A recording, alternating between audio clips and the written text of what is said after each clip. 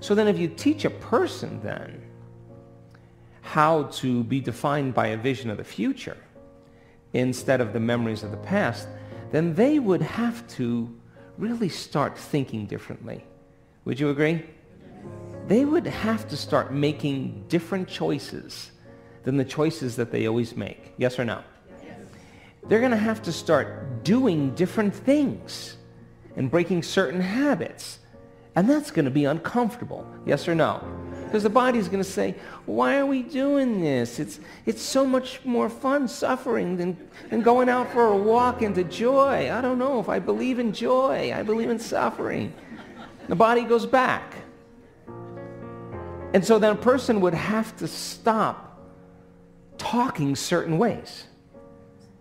They would have to start staying away from certain experiences with certain people. You know what I'm talking about, yes? And they would have to examine their emotional state every single day. They'd have to stay conscious of their emotional state, because the moment they started feeling suffering, they just disconnected from the energy of their future. They're back to the energy and the emotions of their past. So then, teaching people then how to be defined by a vision of the future every single day means they're going to be uncomfortable. It's going to be unfamiliar. There's going to be some uncertainty, and you may not be able to predict the next moment because you're no longer feeling like you. That's the moment you just left the known and you stepped into the unknown. Are you with me still? Now, if the body has been conditioned into the familiar past or the predictable future, and the body has become the mind of the past or the predictable future, would you agree then the body would say, what are you doing? And the body would say, listen, let's get you thinking like you've been thinking. And it starts influencing the mind.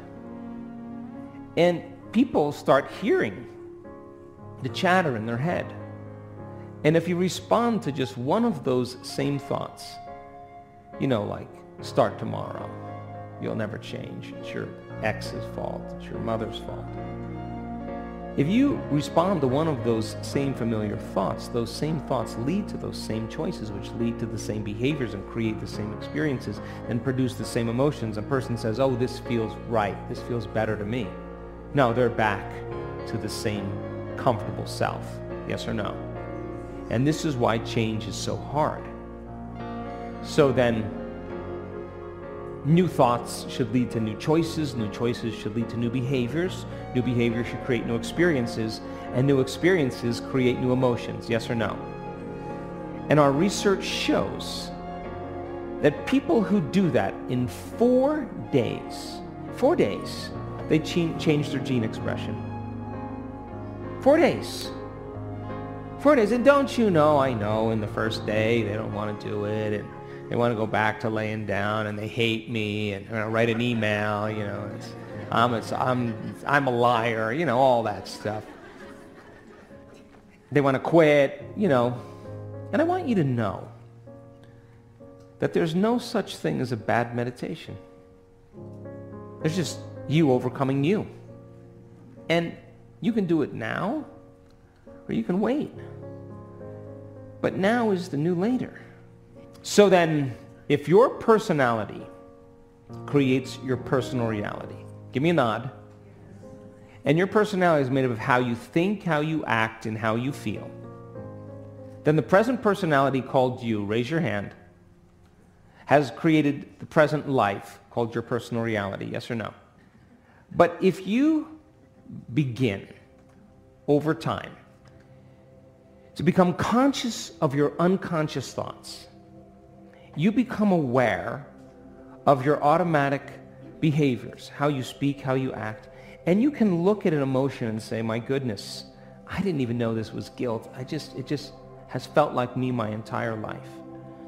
Would you agree then, the more conscious you become of those unconscious states of mind and body, the less unconscious you'll go during your waking day? Yes or no? So then most people try to create a new personal reality, a new life as the same person, as the same personality, and it doesn't work. You literally have to become someone else. So if 95% of who you are by the time you're 35 years old is a set of memorized behaviors, unconscious habits, automatic emotional reactions, hardwired beliefs, perceptions, attitudes that are functioning automatically like a subconscious computer program, then in order for you to change, you got to get into the operating system where those automatic programs exist and become familiar with them. Yes or no? And you know, as you begin to observe those thoughts, become aware of those actions, notice those feelings, all of a sudden you're no longer immersed in the program. Your consciousness, you're no longer unconscious, you're conscious and aware. And you begin to objectify your subjective self. And if meditation means to become familiar with, then the more familiar you become with, I can't, I want to quit, this is too hard, the more aware that that is a thought standing in the way between you and something that you truly want, you'll listen less to that voice in your head in your waking day. Would you agree? And if you just said, God, it's 10 o'clock. I haven't complained all morning. It's getting really hard. I just want to stop that lady and just suffer and complain with her just about something. If you became conscious that your body wanted to do that, would you agree then that would be a victory in your day? And those victories add up. Would you agree? And what if, you associate that person that's your best friend with suffering, and the moment you see them, your body just goes, oh, this is going to be so good. Stimulus, I'm waiting for the response.